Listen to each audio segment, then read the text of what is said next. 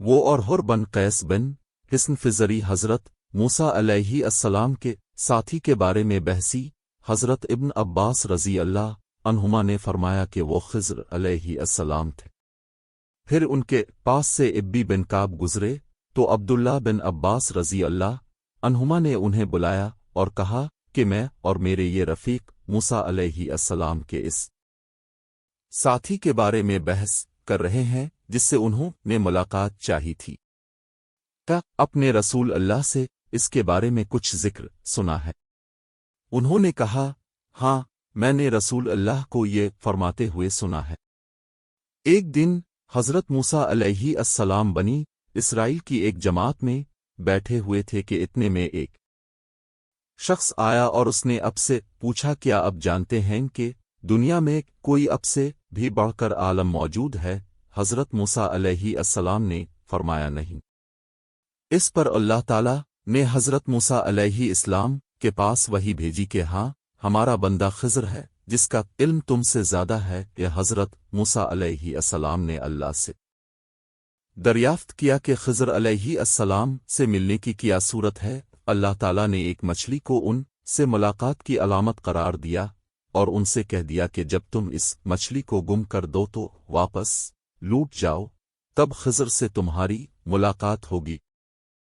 तब मूसा अलैहि अस्सलाम चले और दरिया में मछली की अलामत तलाश करते रहे। उस वक्त उनके साथी ने कहा, जब हम पत्थर के पास थे, क्या आपने देखा था? मैं इस वक्त मछली का कहना भूल गया और शैतान ही ने मुझे इस का जिक्र भला दिया।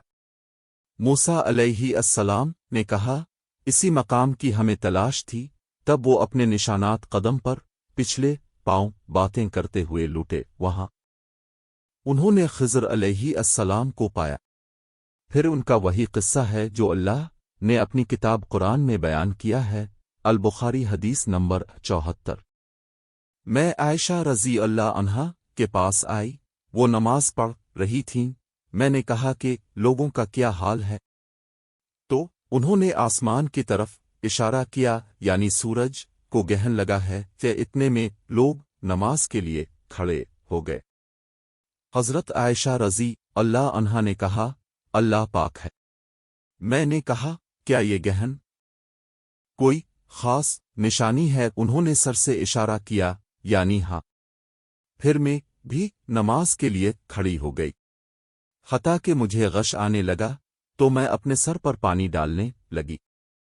फिर नमाज के बाद रसूल खुदा ने अल्लाह ताला की तारीफ की और उसकी सिफत बयान फरमाई।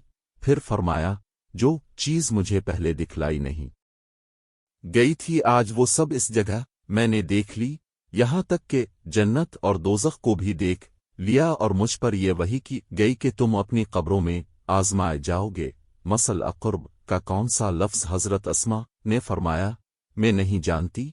फातिमा कहती हैं, यानी फितना दज्जाल की तरह आजमाए जाओगे। कहा जाएगा, कब्र के अंदर के तुम इस आदमी के बारे में क्या जानते हो? तो जो साहिब ईमान असाहिब यकीन होगा। कौन सा लफ्ज़? फरमाया हज़रत अस्मा ने, मुझे याद नहीं। वो कहेगा, वो मोहम्मद अल्लाह के रसूल हैं जो हमारे पास अल्लाह की हिदायत और दलीलें लेकर आए, तो हमने उनको कबूल कर लिया और उनकी पैरवी की। वो मोहम्मद हैं। 3 बार इसी तरह कहेगा।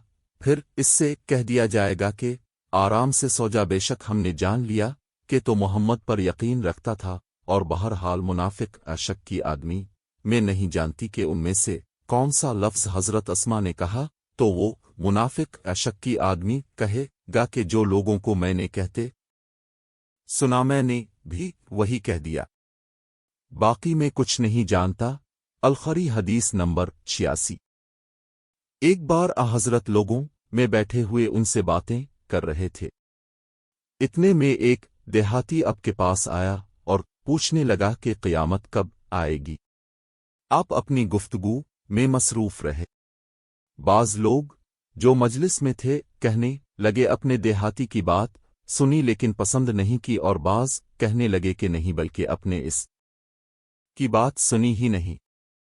जब आप अपनी बातें पूरी कर चुके तो मैं سمجھتا ہوں کہ اپنے یوں فرمایا وہ قیامت کے بارے میں پوچھنے والا کہاں گیا؟ اس دیہاتی نے کہا حضور میں موجود ہوں۔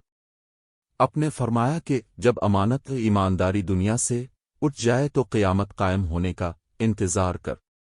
اس نے کہا ایمانداری اٹھنے کا کیا مطلب ہے؟ اپنے فرمایا کہ جب حکومت کے کاروبار نالائق لوگوں کو سونپ دیے جائیں تو قیامت کا انتظار کر۔ البخاری حدیث نمبر 65۔